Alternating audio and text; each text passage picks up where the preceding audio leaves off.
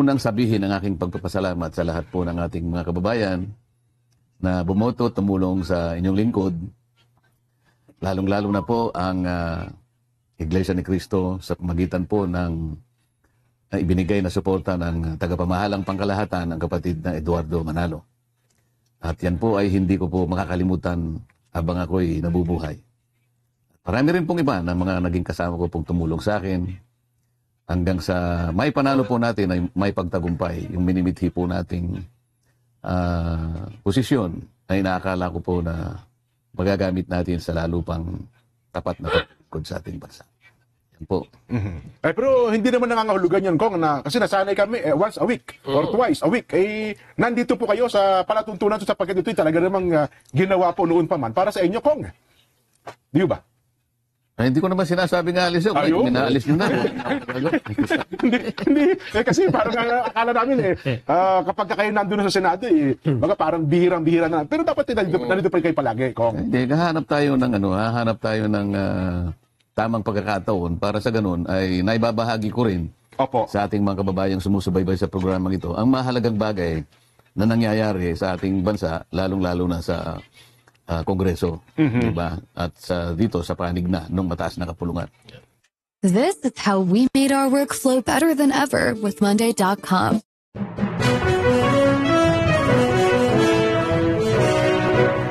Miss nyo ang ating Senator Marcoleta, hindi doon tayo mag-shoot. Sa Senado na tayo. Nga naman, hindi naman siguro, no? Marami namang committee room doon. Hindi natin pwedeng gamitin yung mga yun. Ganun mo ba? Mas maganda dito at magdadala na lang ako ng hopya every time. Yun.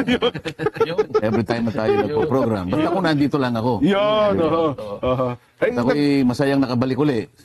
Dahil sa palagay ko, inabot din tayo ng ilang buwan? 4 na buwan ba? O mahigit? Opo, kasi 90 days po yung ating campaign, Kong. 90 days. Bali February 12 hanggang dahil sa bawal tayong mag-program. Opo.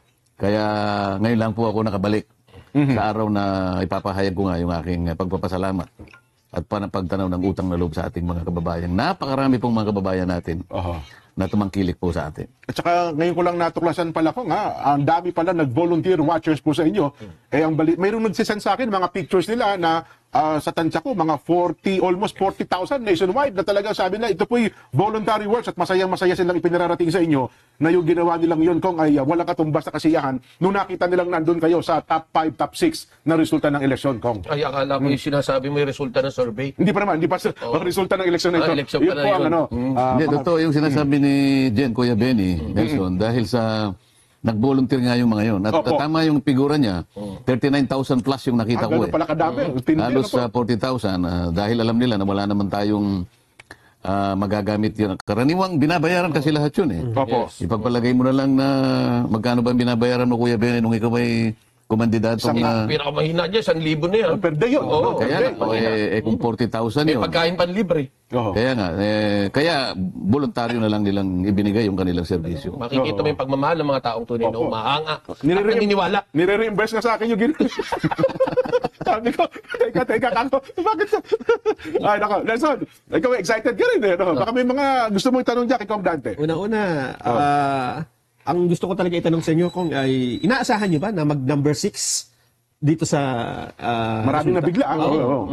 Hindi ko alam kung anong magiging bilang ko, pero nung nandun na sa yung 1 month na lang kasi, napapansin ko na sa bawat lugar na puntahan ko, talagang maramihan yung mga taong dumadalo sa mga rallies. Meron nga ang pagkakataon kung hindi ako nagkakamali hindi naman sa Liwasang Bonifacio na, ang dami kasi ng rally namin. Alam mo ba na ginawa nila akong pinakahuli na magsasalita? Naku, diinip-inip kayo. Sabi ko kay Philip Salvador, akala ko nung umpisa nagbibiro lang. Sabi niya, boss, relax ka lang muna dyan. Total, isa ka sa huling dumating naman. Pero hindi naman ako huling-huli. Nasa kalagitnaan naman ako eh. Umupo ka muna dyan kasi unahin muna natin itong mga kasama natin. Sige ka, akala ko nang uunahin, mga 2 hanggang 3 lang. Mahalata ako na, teka muna ako, bakit ako ba't parang ako yung inuhuli mo? Alam mo, boss, nahalata namin kanya doon sa 2 rally natin nung ikaw unang salita medyo umunti ang tao na eh. Ganun po. Ay, akala ko hindi namang, hindi kaya pinakasave para ikaw nang huli na magsalita. Kasi inabangan talaga yung sasabihin nyo. Pagkatapos nga, nung nagkaroon ng meeting de avance, na napuno yung Philippine Arena, Opo. ayun, napantindi ng mga kasama ko yun. At, lalo na yung nasa kabila, yung mga kalaban, na medyo, bakit siya nakapagpundar ng ganung karaming tao, nag-iisa lang siya. Kasi maski sa kabila o maski sa amin, sama-sama na kami, hindi pa nakakakuha ng ganung karami. Ganun po. Halimbawa, yung huli namin sa Liwasang Bonifacio, aba marami rin, pero hindi kasing dami nung nangyari sa Philippine Arena. Philippine Arena. Yun ang mga indication. Pagkatapos, kasi sa tanong mo, anong number mo? Hindi ko mapiho, pero sa tingin ko, dahil pagka nagrarally, pagkatapos ng rally, bababa kami, hindi ako makalabas yung sasalubungin ka ng mga tao. Dinudumog kayo ng tao. Bakit gano'n na lang? Yung makakamay lang, makapag-selfie lang. Hindi dating nangyayari sa akin yun. Opo. Hindi nangyayari sa akin. Marami rin, pero hindi gano'n nakasidhi yung ano. Habang papalapit yung Ngayon sabi ko, teka muna, ang nakikita ko parang marami nang gustong bumoto sa akin. Yun ang naramdaman ko, Kuya Benny, ano ha? Iba na yung nararamdaman kaysa sa nakikita ko sa survey. Kaya pinagtatawanan ko lang yung survey. Ganun ho ba? Hindi talagang mula noon, sabi ko, dati hindi naman ako naniniwala talaga. Pero nung nararamdaman ko na, kasi yung nagsasurvey naman, hindi nila nararamdaman yung nandun ka eh. Opo. Isa man sa mga tinanong siguro, kung ilang libo man yun, palagay mo, 1,500. Nandun kaya sila sa punto na, pagka yung bababa ka na sa stage, halimbawa, sasakay ka sa sasakyan. Kulang na lang na, meron pang tumutok-tok sa sasakyan ko. Ganun, no? Ngayon, nakikita ba nila yun? Napipil ba nila yun? Kaya sabi ko, palagay ko ako mananalo ako eh. Hindi ko lang alam kung anong number ako. Pero ang damdam ko sa sarili ko, medyo mataas yung number din. Ayun. Hindi kasi kahapon. Ganun ang naramdaman eh. Kasi kahapon nga po, tinalakay namin, tagpakita naman kami ng ilang mga ebidensya, pinagkumpara-kumpara natin kung ang pinakamataas nyo po doon sa dalawang malaking survey, 17 hanggang doon sa kahuli-hulihang survey nila. Na yun ay Mayo na. Ayun, maamayo na yun. Mga, tama, huling linggo na lamang ng kampanyahan yun, na para bagang ang dating, malabo talaga. Kung ano baka doon kayo sa 12, ayun po ang kanilang projection. At mayroon pa mga analyst, political analyst, sinasabi, hindi, malabo yan. Yun naman ang yung suporta ng iglesia, maliit lang yan, hindi makapagpapanalo kay Kong Dante. Ganun po ang analyst, ang pag-presenta nila sa tao bayan Kong nasa sa kanila yon. Pero yung nararamdaman ko kasi, hindi pwedeng ipagkamali yun eh. Hindi naman, ala naman akong daladalang perang ipinamimigay, kaya ako inahabol eh. Sa po yan, Isa naman lang kung may pinamimigay ako ng kahit hopya lang, kaya ako inahabol. Hindi eh. Sabi ko, pagka ganito yung indication, palagay ko nga ako, may papanalo natin ito. At dun sa resulta, Sen, ay mukhang nag-deliver yung Mindanao eh. Kasi doon sa, kahit tingnan natin ngayon. Ay, mga regional, tama. Lalo na yung Mindanao, lagi kayong number 3 dun eh. Bongo, Bato, tapos kayo na lagi. At ang tataas ng bilang, Sen. Nakita ko yun, kasi pinipid nga sa Mindanao. Itong huli nga, nung ipid sa akin nung isang senador na kaibigan ko na taga Mindanao. Una, number 5 eh. Pero yung huling ipid niya sa akin, number 3 ako doon sa mismong probinsya niya. Kapatid mismo sa Davao City. Ang boto niya. At maging, kung di kamali, Region 8, yung Samar Leyte area. Top 3 kayo doon ko, sa kabila nung binabaklas yata yung mga poster doon, pag nangangampanya kayo, ayaw nga kayo papasukin doon eh. Hindi ako masyadong nabilib doon eh. Yung kinabiliban ko sa Tacloban. Ayun, Tacloban City Number mismo. 3 ako sa Tacloban. Patakit mo yun. Pero isa pa sa pinasasalamatan ko, merong 3 grupo na mga malapit sa akin. Nag-provide sa akin ng air assets. Siguro sa mga 6 hanggang 7 fixed wing yun mga jet ang pinahiram sa akin So kahit alin doon sa 3 grupo na yun, every time merong available Wala, hindi ako mawawala pag halimbawa ito, pupunta ako doon, meron at meron. Hindi naman po pwedeng sa bawat dalawa yung wala, hindi parehong at saka yung mga chopper. Kaya halos lahat ng mga lugar na dapat na mapuntahan. Napuntahan ko. Importante kasi yun. Kailangan makadao pampalad nyo sila. Yun eh. May lugar kasi na kailangan makita ka nila. Yung makita ka lang, sapat na eh.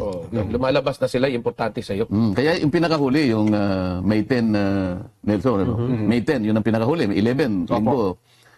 Davao del Sur pa ata kayo doon po. Pinuntahan ko pa yung Digos. Ayun, Oo. So yung huling biyahe ko, sabi ko doon sa isang barkada, meron pa tayong fixed wing diyan. Meron pa boss, saan ka pupunta? Oo. Diretso kakuha ko ng Digos. Oh, ite-text ko lang yung flight plan. Oo. Diretso. Tapos sino-sino yung kasama. Mabilisan yun. Ayun. Oo. Oh, anong oras ang alis mo? Kasi kako, maggagabi na yun. So, kinabukasan. Opo. Oh, yung mabigat dun yung Sambuanga Sibugay. Galing kami ng Cebu yata yun. Opo. Sabi nung piloto, boss, kung pwede, ipapark natin ang ating jet. Opo. Doon sa Sambuanga City. Hindi dito sa Pagadyan. Layo-layo pa rin. Kasi Pagadyan muna ako, tapos Sambuanga Sibugay. Kasi kanya, kung matatagalan ka dyan, hihintayin kita kahit hanggang alas 11 ng gabi. Pero nakaparada ako sa Sambuanga City. Sambuanga City kasi, Opo. Kuya Benny, yun lang ang merong ilaw yung runway. Yes po, sarap natin pati Oo, kagabi. sa Pagadyan, Wala na. ni Kandila, wala doon eh. Oo.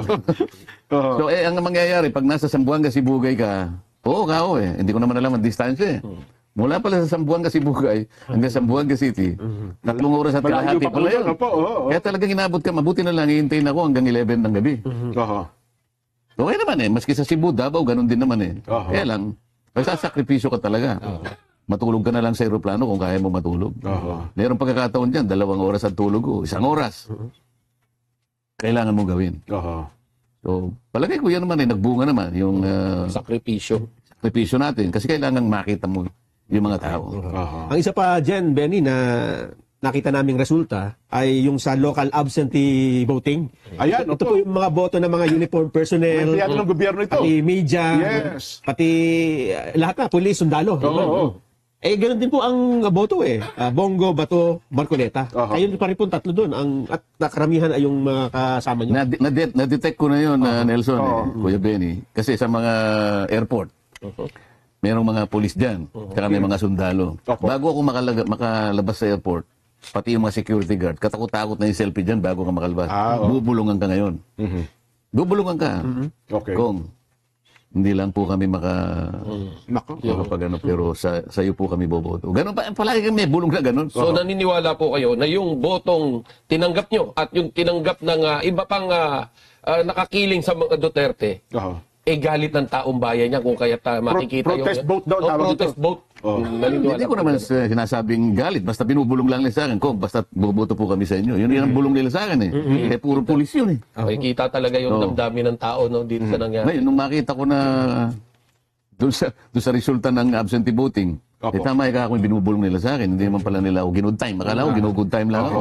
Pero nagpapasalamat ako sa kanila. Maraming hindi makapaniwala doon, Nelson, Kuya Benny, na mismo kasi uniform personnel yun Oo. Mga tauhan talaga ng gobyerno, ano na ang mananaig ay itong mga taong identified po sa dating Pangulong Rodrigo Duterte.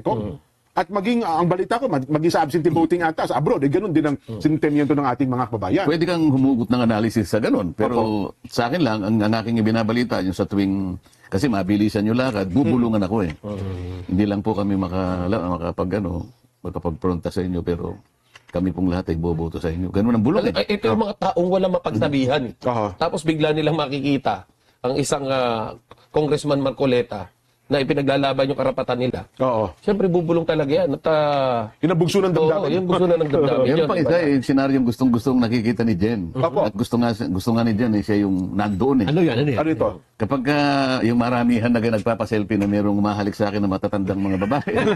Opo, yun ang talaga mapagmahal. Sabi ni Jen, okay na po sa akin yan kung kahit na po ako. Basta't makasama nyo lang ako sa ganda. Alam nyo, may makahalik din sa akin. Meron talaga yun Jen. Hindi mawawala yun, yung maramihan. Aha. At saka yun po yung deciding group na yung mga matatanda para makumbisi mo yung mga yan. Yung mga bata kasi mamadali pero yung matanda, sabihin yung mga may edad para ikaw yakapin, salubungin at saka iba yung pagkilala, ay iba ang dating ng Kong. Iba po yun. Makikita mo naman yung nagpipilit na mahawakan lang ang kamay mo Tsaka Opo. yung selfie kasi importante sa kanila Talagang tulakan yung kung minsan.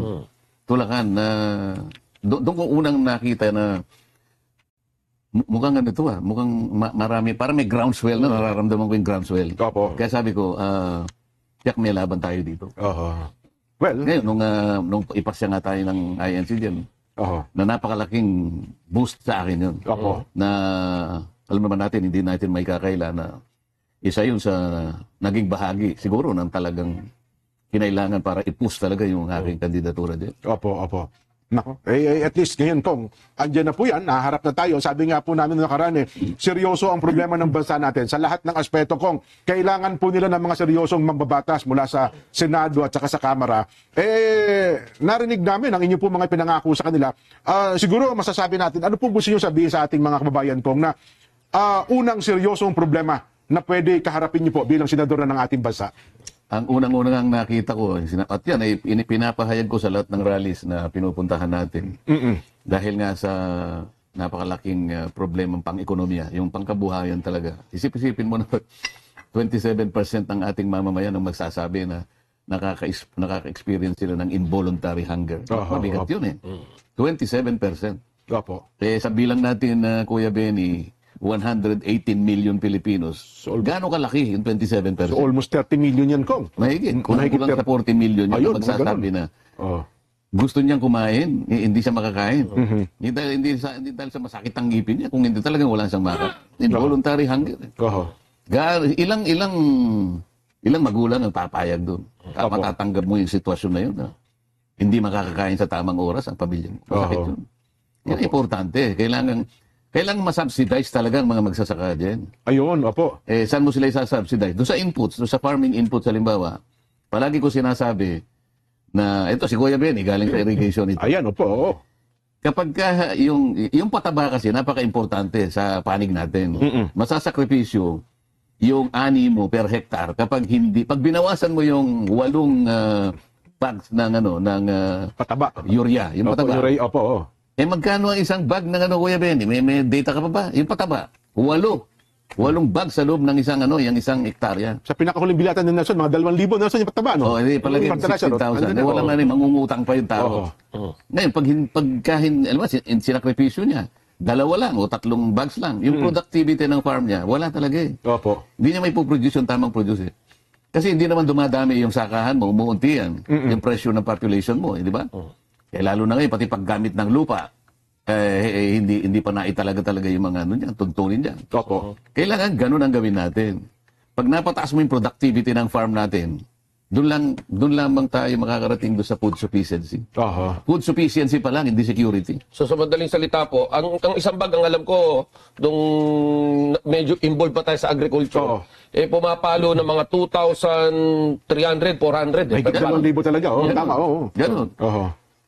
Pwede namang halimbawa sa pagsasubsidize niyan, para hindi na masyadong mataas yung presyo. Ba't hindi na lang government to government kasi yung importation? Para sa ganun, wala na yung traders Pangalawa, habang ako'y nangangampanya, may kasama akong isang grupo ng mga nagbebenta ng organic fertilizer. Opo. Talagang kinakasangkapan namin yung mga kooperatiba ng mga farmers. Nagsimula sa Laguna, nakarating hanggang Leyte at saka yung Samar. Itong tatlong ito. Ako rin nabigla na pwede rin palang mangyari yun Meron silang organic fertilizer. Kapag kayo nang ginamit, 2 bags na lang ng urea ang gagamitin. Hindi naman buong mawawala. So invest na 8. Magiging 2 na lang. 2 na lang. Isipin mo yung tipid. Pagkatapos, yung yield niya, magti-triple Ngayon, dahil napatunayan namin sa Laguna, nung kausapin namin ng cooperative, payag ba kayo, sabi ko. Kasi nga, ang pinagmumulan ng usapin dito yung pabiro na 20 pesos per kilo. Ayan, opo. Na hindi naman nangyari talaga pangako lang Pangako lang, pero hindi nangyari. Ngayon, sabi ko, pwede bang gawin natin, kapag ka na-harvest na ninyo ang inyong pananim, yung 20% nun, ipakiskis natin, pagkatapos, pumayag kayo na ibenta 20 pesos per kilo. Nagawa Pwede. Yung 80% may kita na siya Kaya payag yung farmer. Kasi nga, yung subsidy na ibigay, yung organic fertilizer, bumaba yung Ang matitipid mo, yung 6 na bag, nasa kulang 15 mil din po. Kaya nga. Kaya pumayag siya yung 20% ang isakripisyo niya para sa bayan. Nakapagbenta 20 pesos. Hindi nga lang maramihan. Dahil nagsimula lang sa 20%. Pero kung yung konsepto na yun ay may papapagit natin. Iba-ibang pamamaraan At the same time, isasubsidize ng gobyerno. Pagkatapos, i-cluster natin ang farming. Para sa ganun, yung patubig natin, Kuya Benny, hindi naman kailangan maramihan ng patubig. Gumamit na lang tayo ng 7 hanggang 8 probinsya na pwedeng pagkunan ng pagkain natin. Ayun, Doon na nakoconcentrate lahat. programa ng gobyerno. Mapa-fertilizer, mapa-pesticidyo, insecticide, irrigation. 8 probinsya na lang halimbawa. Oho. Bakit 80 pa yung probinsyang tatamnan mo, ikalat-kalat ang inputs? Oho. Ngayon, ma-address natin ang tungkol sa pagkain. Unti-unti, hindi ngayon. Walang gumagawa nito eh. Sa labat yung ano. Ang gusto, Okay, ang isa-subsidize, yung mismo bigas. Kaya nga nagkautang-utang na tayo eh. Saan tayo pupunta pagka gano'n ng programa? So, pagkatapos natin, banatan natin ang kuryente, Kuya Benny. Ayun, yan ang meron. sinasabi kong palagi. Yun ang dalawang magka-partner yan ko. Nakapagka sa lalong madaling pa nasolusyonan. Sa halimbawa, sinabi ko sa mga kasama ko, Ay na kuryente na to, mga kaibigan, talagang matindi na yung dinaramdam ng ating nagdurugo na yung bansa natin. Opo. Tanggalin natin ng 12% VAT sa kuryente. Nako. Oh. Bagsak ang presyo. Oh, 12% agad Papayag ba mababawas. yung Department of Finance yan? Naka-energy. Bakit kailangan ba siyang pumayag? Siyempre. Kunwari, ikaw ang Department of Finance. Opo. Bakit hindi ka papayag? Sasabihin ko sa iyo, Mr. Secretary of Finance, Antiporda, Opo. originally, ano bang nakasulat sa EPIRA? Meron bang VAT? Wala, zero. So, ibalik natin doon. Yun ang original eh. Yung Yun ang original batas na provision, wala, zero VAT eh. Ganun ba? Pinilit na lang, naging 6, tapos naging 12 eh. Oho. So, ano ba nakasulat sa primary objective? Opo. Basahin mo section 2. Affordable atay, abot kayang presyo. Oh. Ano ibig sabihin ng affordable? Abot Mahal. kaya. Hindi po, mura, abot kayang. O alin ang susundan mo? Yung batas o yung iniisip mo? Ayun. Bakbakan tayo kung gusto mo. Hindi, pero ang sasabihin naman nila dyan ko, hindi, kapag binawasan natin dyan, marami ring pinaglalaan ng proyekto. Ang mababawas ko, mawawalan Hindi din ko naman sinasabi na Opo. hindi ka kumuha ng gumawa ka ng ibang paraan. Pero okay. dito, wag kang dito kukuha. Huwag mong ipilit yan. Huwag mo ipilit, gumawa ka doon. Oho. Problema mo kung saan mo kukunin. Kasi nga naman, nasa sabi ko batas pala sa'yo, yun, no? ilalaban ko ito yung batas. Hindi, kasi basically, when it comes to sa industriya natin, kuryente talaga, napakamahal. Ayo. Sino nga ang pupunta rito, Kuya Benny? Ikaw, negosyante ka rin. Napakataas ng kuryente mo. Halimbawa, ikaw ay planta ng yelo. Magkano yung production cost? 75% sa kuryente. Totoo. Nako. Pero pag binaba mo yan, inalis mo yung 12% VAT, ang daming cold storage na kailangan din sa bansang ito. Kinakailangan marami tayong mailagak, maipundar lahat natin ng kamatis, ang lahat ng ating sibuyas, lahat ng nabubulok, ilagay lahat sa cold storage. Para sa ganun, hindi nasisira. Yung pera. Magtatanim ng kamote itong dalawang ito. Magtatanim na. Mabubulok lang kasi sabay-sabay sila nagtanim eh. Ilagak natin sa mga cold storage. Ang daming pupunta rito negosyante. Ang daming magtatayo ng paggawan. Dadami ngayon ng trabaho. Madadagdagan ang kita ng mga mamamayan. Ngayon, nakakahabol ba yung karaniwang kita ng mamamayan sa taas ng presyo ng bilihin? Oo nga po noon. So last month, basahin mo yung dyaryo. Bumaba raw ng 1.5% ang inflation. Bumagal nga raw po. Tinanong ko sa nandun ako sa Liwasang Bonifacio. Mga kababayan, yung dyaryo po ngayon, kung nabasa ninyo, bumagsak daw po ang presyo ng bilihin ng 1.5%. Naramdaman niyo po? Hindi! Hindi ako Nasabi ko pala, naramdaman. Hindi po, kanila kagad eh. Nako. Paano mararamdaman? Yan ang sinasabi ko. Bakit di ba natin kaya? Kaya natin gawin. So, kung gagawin pala ko, meron naman palang madali ang solusyon, no? Kailangan na pala... Political will. Ito, example.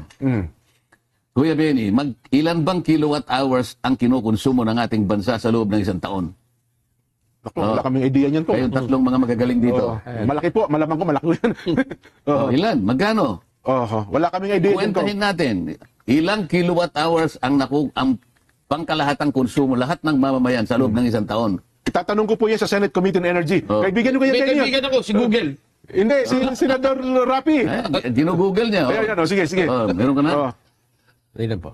Nag-iisip pa. May kaibigan ako si Google eh. Natalo nung election. Wala, mabagal mag-isip din itong... 110 terawatts. Yan. Ibig sabihin yan, 110 billion kilowatt hours. Okay. Terawatts ang sinasabi niya. Terawatts hours. 110 billion. I-multiply, sa 10 piso na lang, para tayo madali, 10 piso ang rate ng kuryente. Sige, Benny, na mag-compete yan. Sige. 12%. 1 trillion 100 billion. Marami. 1 trillion 100 billion times 12%. Kasi bat eh. Si Kuya Benny ang Maliwanag na lang sabihin mo 130 billion pesos. Yan ang nakolekta niya. Yan ang kolekta niya. Sa bat. Budget. 120 billion per annum. Magkano yung pinamimigay nilang ayuda? Depende po. Yung Hindi. pagka pinagsama-sama natin, Ilan ang ayuda, Nelson? 5 po yan 5. Oh, sige. O 5, AX, MAIP. Teka pa, wala pa tayong box populi, baka tayo nagagalit. Sige ng po, mga tapusin natin yun. Mabibitin tayo kong. Yung punto na yan. Maganda yung bagay na yan kong. So sabihin ng 5, mga... tao. Alin-alin yung ayuda ko, Kuya Benny? Tupad, X, AKAP, Oo. Oh. MAIP. MAIP, Oh. ano pa isa? 4 piece. 4 piece. Oh. Ayan. Yung total ng 5 na yan, 194 billion. A year. A year. Oo. Opo. Ito yung nakabudget ngayon, 194. Oh. Ganon din nakaraan. Oh, ngayon. 130 billion yung ano mo, yung Oo nga, yung sa 12% VAT mo yung ng VAT. kuryente. Oo. yung bang 194 na ibigay lahat sa tao yun? Sabi po nila. O, kinolekta mo pero pinamigay mo rin eh. Opo naman. Oo. Pinamigay mo rin eh. Oho. O, tinatanong ko sa lahat ng mga, lalo na kapag malaki yung rally. Oho. Alam ko po na kayong lahat ay nabigyan naman ng akap. Hindi po. Talaga, ayun po nga eh. Hindi po. Ibig po nyo sabihin, sa karamihan po ninyong yan, wala po isa. Hindi po. Okay. 194 billion eh.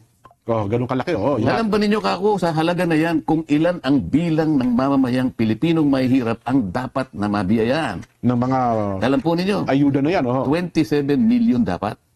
Sapagkat yun ang pinakamahirap sa atin. Oho. Doon yun ang target mo eh.